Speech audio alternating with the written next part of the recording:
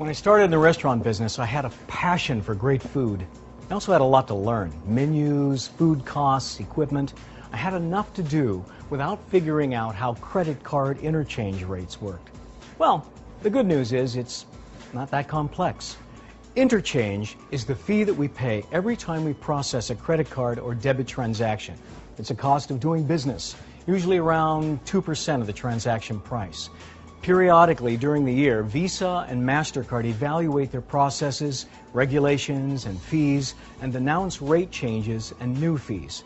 And although the card companies set interchange rates, there are steps we can take to avoid paying more than what's absolutely necessary. One effective step is to avoid what's known as a downgrade. That's when a transaction receives a higher rate than the one your business qualified for. Say you enter card data with a keypad instead of swiping, that will cause a downgrade. Now, most of us don't have the time to follow up on why downgrades are being assessed, but here are some tips on how we can avoid downgrades and ensure we're paying the lowest possible rates. For card-present transactions, you should swipe the processing device whenever possible. Don't use the keypad, and get a valid authorization from the terminal or register. Be sure to provide all original electronic authorization information at the time of settlement. Oh, and voice authorizations? Those will cause downgrades. Take the time to settle your transactions daily. Don't let them pile up until the end of the week. I learned that the hard way. If your business gets a lot of commercial traffic, you should order a point-of-sale device that supports the data required to qualify for commercial interchange rates. For card-not-present transactions, make sure the authorization and clearing amount match and obtain an authorization from the terminal or register. Now keep in mind that voice authorizations are not eligible for the qualified rate. Be sure to complete an address verification and enter the customer code or order number that's prompted on the terminal.